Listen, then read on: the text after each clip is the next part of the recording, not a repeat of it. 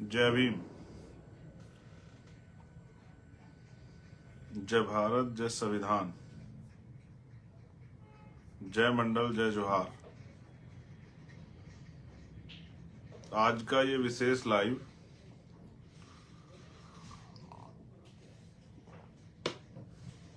दो तीन महत्व विषयों को लेके है, जो महत्वपूर्ण विषय हैं उनको लेके। और मैंने ये महसूस किया कि ये समय ऐसा है कि सभी लोग, जो नॉर्थ के लोग हैं जहां पर इस समय सर्दी है, वो अपने घरों में बिस्तरों में पहुंच जाते हैं और अपनी समय का सदुपयोग वो इस लाइव को सुनकर और इस लाइव में मेरे द्वारा जो बातें कही जाएंगी उनको जानकर अमल में लाके कर सकते हैं। सम्मानित बहुजन समाज के बहनों भाइयों, मेरे सम्मानित बुजुर्गों, छोटे भाइयों, छोटी बहनों, आज का ये विशेष लाइव संविधान सभा को लेकर है। उसके साथ साथ कुछ और बातें भी मुझे आज बहुजन मिशन मूवमेंट के साथियों से कहनी, और ये सब बातें, इन सब बातों की अहमियत है।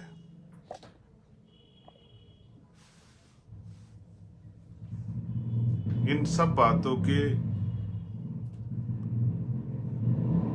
कुछ उद्देश्य हैं, मकसद है, वही सब बातें मुझे आपसे रखनी। मैं समय समय पे भारत की धरती पे जन्मे सभी संतों, गुरुओं, महापुरुषों को नमन करता हूं। महात्मा बुद्ध से लेके संत श्रोमणी सतगुरु रविदास, भगवान वाल्मीकि, गुरु नानक देव, संत कबीर, गुरु घासीदास, नारायणा गुरु, राष्ट्रपिता ज्योतिबा फूले, छत्रपति साहू जी महाराज, छत्रपति शिवाजी राजे, डॉक्टर बाबा साहब अम्बेडकर, पेरियार रामास्वामी नायकर, पैरलेले यादव, मामना रामसुख वर्मा, संत राम बी ए प्रजापति, बाबू शिव दयाल चौरसिया, सर छोटू राम, बाबू जगदेव प्रसाद कुशवाहा, जननायक कपूरी ठाकुर, भगवान बिरसा मुंडा, मान्यवर दीनाबाना वाल्मीकि साहब, मान्यवर काशीराम साहब, और देश की आजादी के लिए बलिदान देने वाले सभी शहीदों को नमन करता हूं। उन माओं को, वीरांगनाओं को भी नमन करता हूं जिन्होंने सामाजिक परिवर्तन के आंदोलन में या महिलाओं पे जो गुलामी थोपी गई थी उसके विरोध में आंदोलन में हिस्सेदारी की। माँ जिजाऊ बाई, माँ सावित्रीबाई फूले, माँ फातिमा शेख, माँ अहिल्याबाई होलकर, माँ अवंतिकाबाई लोधी, माँ झलकारी बाई, माँ फूलन देवी, और भी सभी जो वीरांगनाएं हुई, माँ रमाबाई हूं, मैं उन सबको भी नमन करता हूं। ये वो सब महान मूर्तियां हैं जिनका हमारे जीवन में ऋण है, कर्ज है जिनका हमारे ऊपर। बहुत सारे और भी महापुरुष हैं जिनका योगदान है। सभी के नाम बारी बारी लेने में असमर्थ हूं, लेकिन ये विशेषकर वो महान विभूतियां हैं जिनमें चौधरी चरण सिंह जी भी हैं, जिन्होंने अपने जीवन का एक बहुमूल्य समय कमजोर, हक वंचित, किसान, नौजवान, कमेरा, मेहनतकश महिलाओं की तरक्की के लिए लगाया, और उन्होंने समाज को दिशा दी। किसी को, महापुरुष को जानने के लिए उसकी जाति की जरूरत नहीं है, उसके कर्मों को, उसके कार्यों को अगर आप पढ़ोगे तो शायद आपको एहसास हो जाएगा कि वो क्या चाहते थे। आज का तो समय जाति का समय है, धर्म का समय है। हम जाति के आधार पर नेता बनाते हैं और जाति के आधार पर नेता मानते हैं। हम कर्म के आधार पर ना नेता बनाते, ना कर्म के आधार पर नेता मानते। बहुजन समाज के लोगों को तो आदत है, मेरे एक साथी कहते हैं कि चींटी चींटी के पीछे चलती है और भेड़ भेड़ के पीछे चलती है। यानी कि जो पशु हैं, बकरी है, चींटी है, भेड़ है, उनमें भी यूनिटी है, वो एक दूसरे के पीछे चलती है। लेकिन बहुजन समाज के लोग क्या तो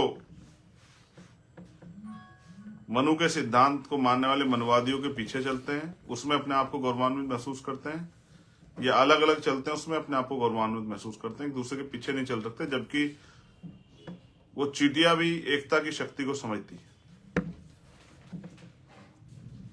सम्मानित प्यारे साथियों, पूरे देश से बहुजन समाज के जुड़े नौजवान भाइयों बहनों,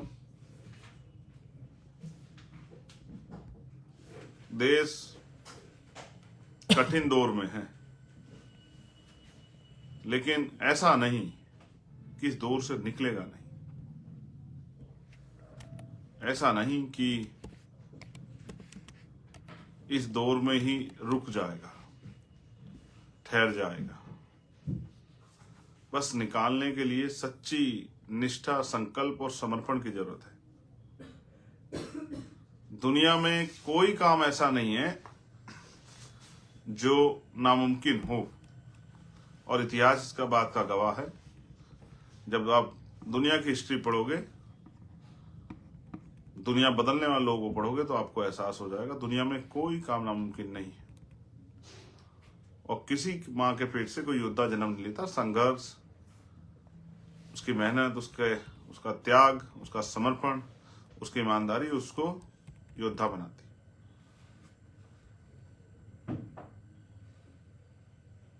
उसके मन में जो अन्याय से कि जो पीड़ा पैदा हो जाती है, कुछ लोगों के मन में कोई बात लग जाती है, कोई परिवर्तन के लिए कुछ करता है। आज मैं बहुजन समाज के लोगों में बड़ी निराशा देख रहा हूं।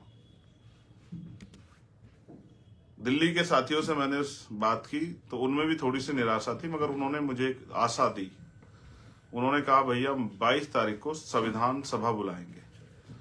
इस तारीख को जरा सा आप गौर कीजिए। बहुजन समाज के लोगों से मेरा आग्रह है, वैज्ञानिक दृष्टिकोण रखने वाले, तार्किक दृष्टिकोण रखने वाले और मानवता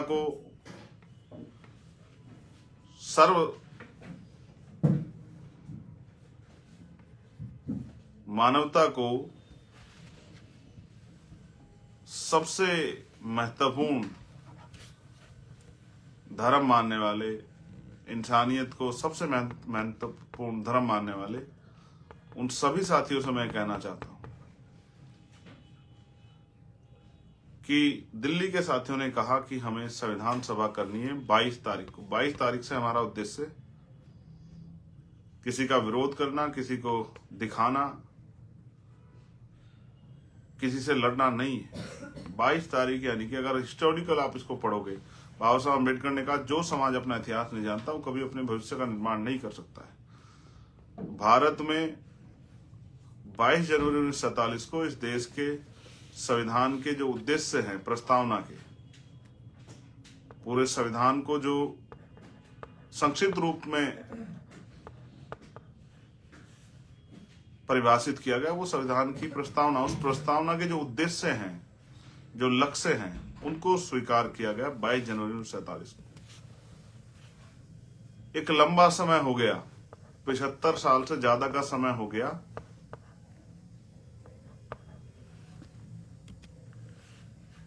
संविधान को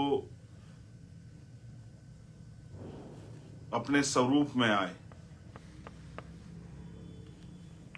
और अभी तक हम इस चर्चा के लिए संविधान सभा हमने बुलाई कि हम चर्चा करें कि जो संविधान के लक्ष्य थे, उद्देश्य थे, उन पर अभी 75 साल के लगभग हम कहां तक पहुंच पाए। क्या अवसर की समता मिल पा रही है? समता मूलक समाज बन पाया है? धर्म के आधार पे, धन के आधार पे जो गैर बराबरी वो खत्म हो गई है? सभी को अपने धर्मों को मानने के लिए जो उपासना की स्वतंत्रता, प्रतिष्ठा और अवसर की समता का जो सिद्धांत था, वो कहां तक पहुंच पाया है? और वो जो पहली लाइन, हम भारत के लोग, क्या वास्तविकता में हम सब लोग भारत के लोग बन पाए? क्योंकि राष्ट्र का जो सपना था वो दीवारें नहीं थी। क्या भारत में व्यक्ति की कदर जाति से ऊपर उठ के, धर्म से ऊपर उठ के अभी तक हो पाई है?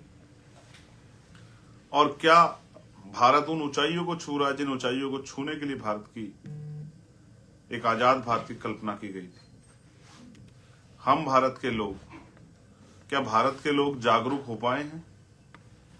क्या भारत के लोग अपने अधिकारों को जान पाए हैं? क्या भारत के लोग अपने कर्तव्यों को जान पाए हैं? उनकी इस देश के प्रति कर्तव्य क्या हैं, क्या उनको समझ पाए हैं? उनके अधिकार इस देश में क्या क्या उनको जान पाए हैं? उनका कौन सा व्यवहार उचित है, क्या इस बात को समझ पाए हैं? कौन सा व्यवहार अनुचित है, क्या इस बात को पे वो सावधान हो पाए हैं? क्या 70 साल से ज्यादा के लोकतंत्र में सभी घरों पे पक्के मकान बन गए सभी के लिए? देश में हर जाति धर्म के व्यक्तियों को अच्छा खाने पीने की व्यवस्था सरकार ने करा दी है क्या? देश में बेरोजगारी खत्म हो गई है क्या? देश में महंगाई खत्म हो गई क्या, काबू में आ गई है क्या? रेप होना देश में बंद हो गया है क्या? जाति के आधार पे हत्या होनी बंद हो गई है क्या? जो किसान हैं उनकी आय दोगुनी हो गई है क्या? जो मजदूर हैं उनको न्यूनतम वेतन मिल रहा है क्या? जिन पे भूमि नहीं थी उनको भूमि मिल गई है क्या? जिनके पास उद्योग नहीं थे उनके पास उद्योग उनको मिले या नहीं मिले? कितने लोग हैं जो सीमित साधन संसाधन होने के कारण उन अच्छी पढ़ाई उनको में कोई बाधा उनके आगे उत्पन्न नहीं हो रही है? क्या सब लोगों को अच्छा इलाज और अच्छी पढ़ाई की व्यवस्था हो रही है क्या? क्या अच्छी सड़कें, अच्छे गांव बन गए हैं क्या? क्या सभी जगह बिजली, पानी की, साफ पानी के पीने की व्यवस्था हो गई क्या? शौचालय बन गए क्या? इसका एक डाटा बेसिस हमने कार्यक्रम तैयार किया एनालिसिस करने के लिए, और ये इसके लिए मैं बधाई दूंगा हमारे दिल्ली के नेताओं को, भाई हिमांशु जी को, भाई महेश जी को, भाई जैन साहब को, भाई राकेश कसाना जी को, भाई समीर जी को, बाबर भाई को, सिकंदर भाई को, वीर सिंह जी को, और जो हमारे तमाम साथी और हमारी बहनें जो यहाँ काम करती हैं दिल्ली में, जो हमेशा मेरी एक आवाज पे खड़े रहते हैं और जिन्होंने हमेशा दिल्ली में हक वंचित समाज की लड़ाई को, पूरे देश की कई लड़ाई, और एक मेरे एक कहने पे उन्होंने दिल्ली देश की राजधानी में एक बहुसंख्यक आंदोलन करने का काम किया। मैं उन सभी साथियों को बधाई देता हूं कि उन्होंने इतना अच्छा डाटाबेस प्रोग्राम बना के ये प्रयास किया कि हम भी अपने लोगों को ये असलियत में बता दें कि देश में आजादी से लेकर अब तक कितना बदलाव हुआ है, कितने लोग सक्षम हो गए, कितने लोग अक्षम हैं, कितने लोग अभी सुविधा विहीन हैं, कितने लोगों पे पक्के मकान नहीं है, कितने लोग बेरोजगार घूम रहे हैं, कितने लोग से सुख सुविधाएं उनकी पहुंच से दूर है। ये सारा डाटा बताने के लिए हमने एक संविधान सभा बुलाई और उन्होंने मुझसे भी कहा कि आपको भी आना है हमारे कार्यक्रम में, मुख्य अतिथि के रूप में आपको भी शामिल होना है। लेकिन केंद्र सरकार के तानाशाही के कारण वो परमिशन कैंसिल कर दी गई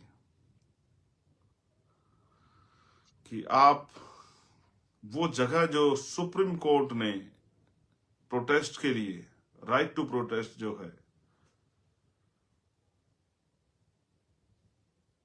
विरोध का जो अधिकार मिला है, अपनी बात को रखने का जो अधिकार मिला है, अपनी समस्या को कहने का जो अधिकार मिला जिस जगह पे, उस पे भी वो सभा नहीं होने दी जाएगी, ऐसा जो है ऑर्डर यहाँ के पुलिस के अधिकारियों ने हमारी एप्लीकेशन पर लिख कर दे दिया। उन्होंने जो तैयारी एक एक पैसा जुटा के की थी, उनकी तैयारी धरी रह गई, क्योंकि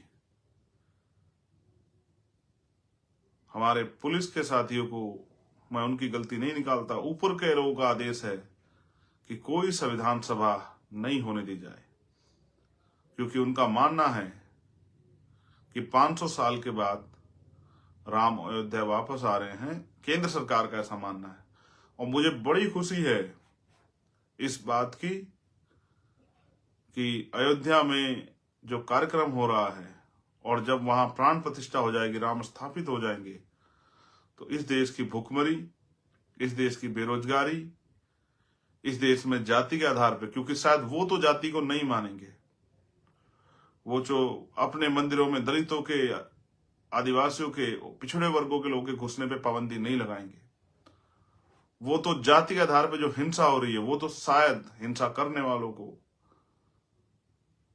सही शिक्षा देने के लिए समझाने का काम करेंगे, ऐसा मेरा विश्वास है। मुझे विश्वास है कि जो करोड़ों करोड़ों लोगों से बना भारत है, अनेक धर्मों से बना भारत, शायद राम जी के आने के बाद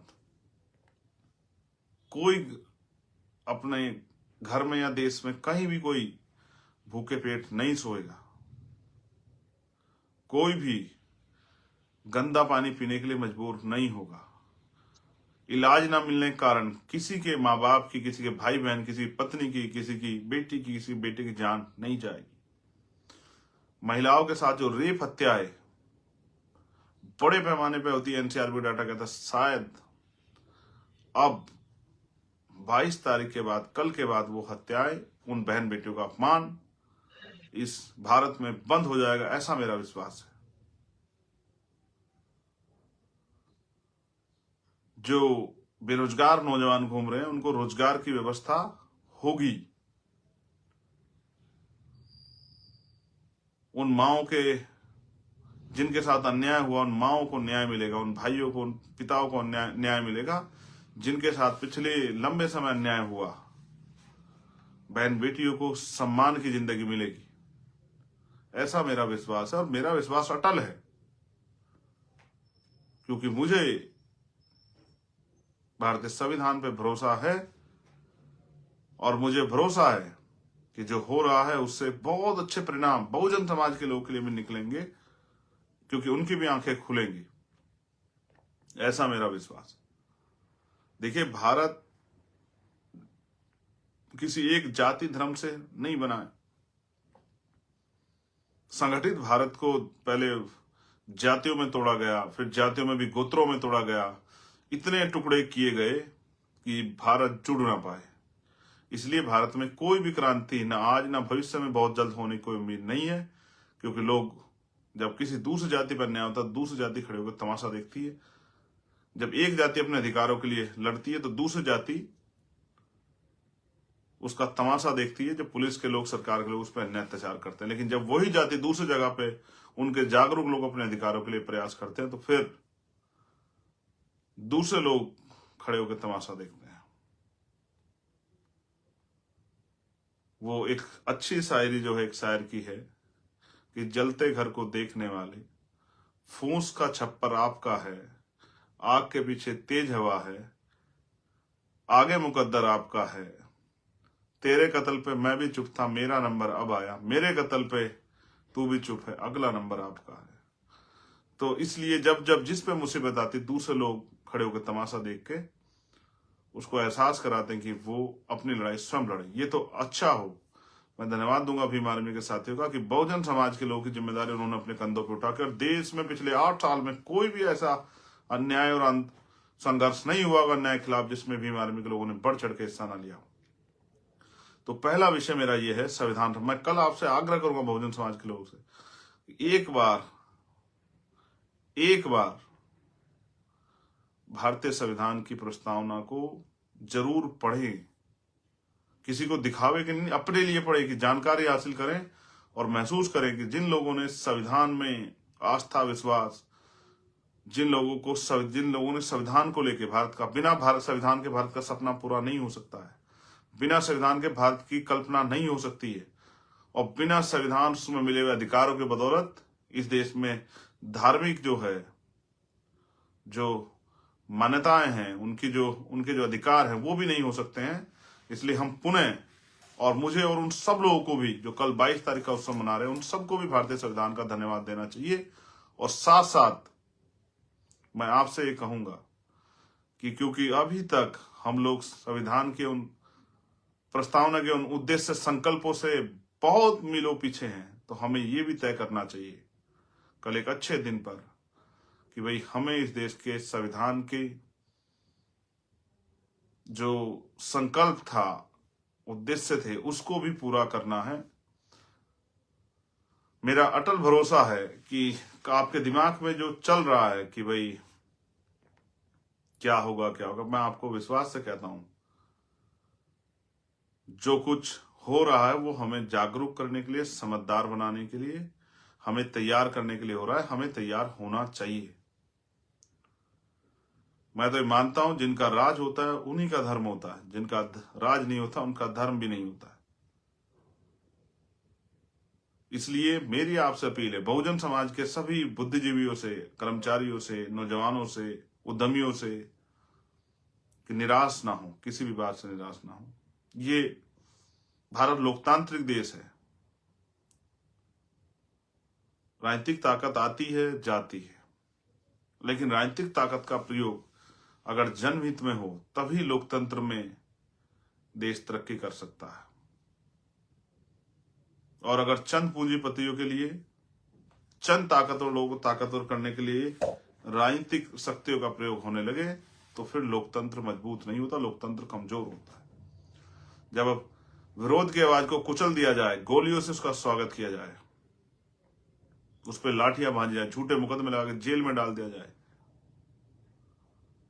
तो फिर जो है लोकतंत्र की हत्या होती है। असल लोकतंत्र वही जहां अभिव्यक्ति की आजादी है। मैं सीमाएं समझता हूं कि आपको किसी धर्म का उपहास उड़ाने की, किसी के ऊपर टिप्पणी करने का कोई अधिकार नहीं है, लेकिन संवैधानिक रूप से अपनी बात को रखने का अधिकार भी संविधान हमें देता है। वही संविधान जिसने इस देश में आस्था के प्रतीक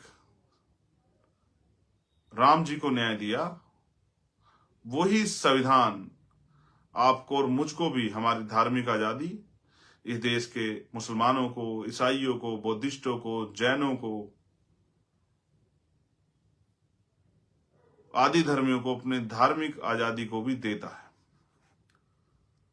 और फिर मैं कहूंगा, बाबा साहब अम्बेडकर ने कहा कि सिर्फ विरोधी होने के नाते विरोध करना, मैं इससे सहमत नहीं हूं। मैं बिल्कुल इससे सहमत नहीं हूं कि अगर हम किसी के विरोधी हैं तो उसका इस बातें विरोध करें कि जो सही हो उस पर विरोध करें। मैं सिर्फ आपकी आंखें इसलिए खोलना चाहता हूं कि आप हालातों को समझिए। इस देश में सरकारी नौकरियां खत्म है, महंगाई कमर तोड़ रही है।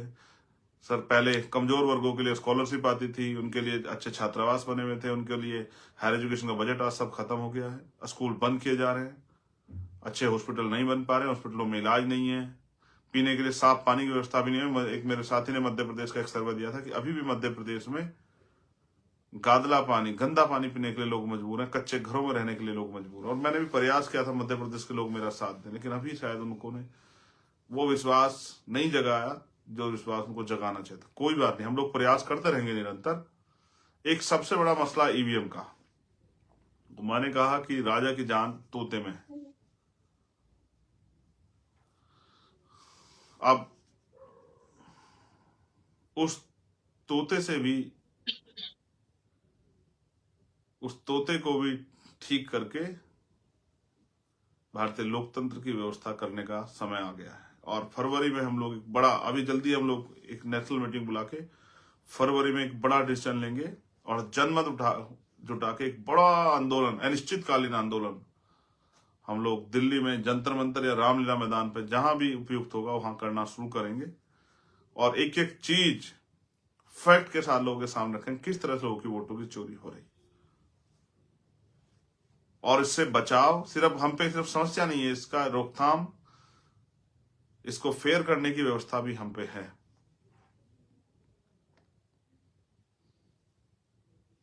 ईवीएम से वोटों की जो चोरी हो रही है उसको रोकने का इंतजाम भी हम लोग करने वाले हैं। इसका संघर्ष तो इसके खिलाफ हम करेंगे, लेकिन लाभ इसका सभी लोगों को मिलेगा जो चाहते हैं कि लोकतंत्र जिंदा रहे, जो चाहते हैं लोगों की जो वोट का अधिकार है, जनता के द्वारा जनता का शासन है, वो जनता का शासन ही बने।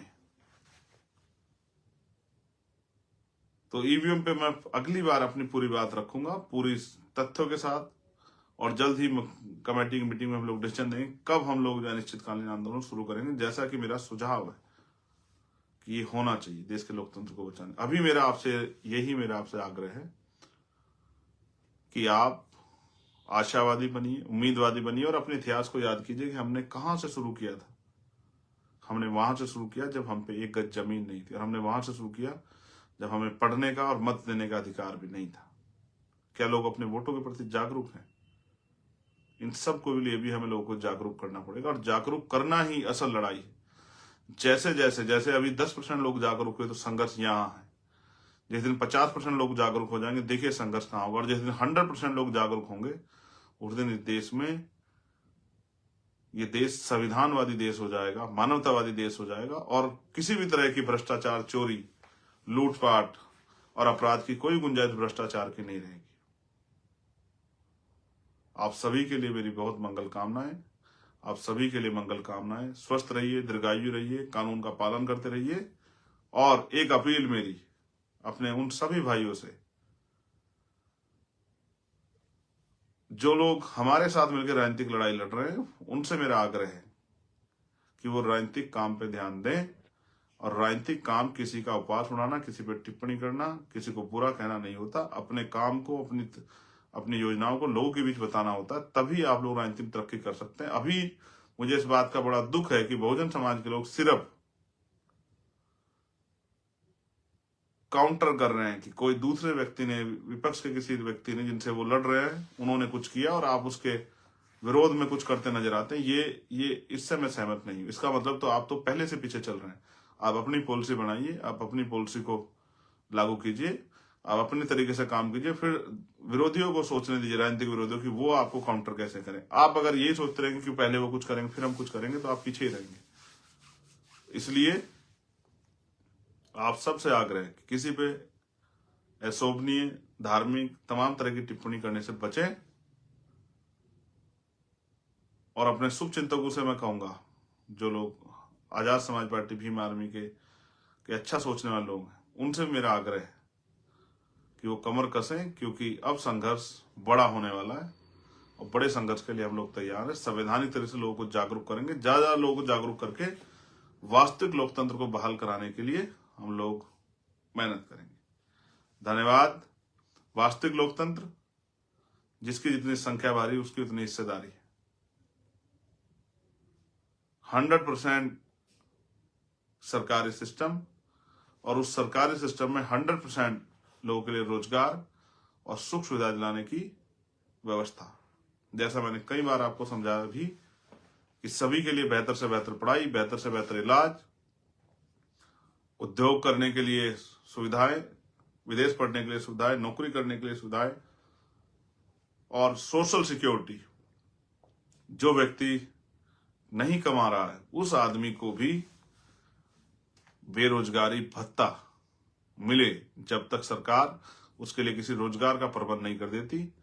देश में खुशहाली आए, हर व्यक्ति, हर जाति धर्म का व्यक्ति खुशहाल हो, ऐसी जो है, ऐसा एक मजबूत प्रदेश और देश बने, उसके लिए हम सब लोगों को मिलकर संघर्ष करना है।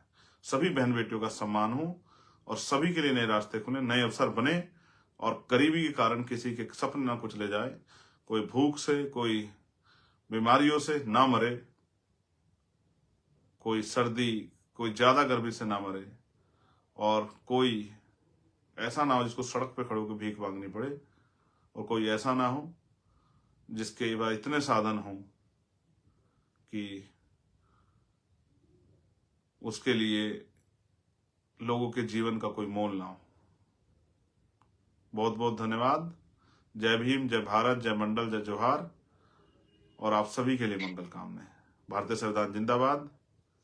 हम सबको मिलकर भारतीय संविधान के लक्ष्य और उद्देश्य को स्थापित करना है, इस देश के संविधान को पूर्ण रूप से लागू कराना है, और समतामूलक समाज बना के अखंड भारत, सम्राट अशोक के सपनों का भारत बनाने के लिए हमें काम करना है। धन्यवाद।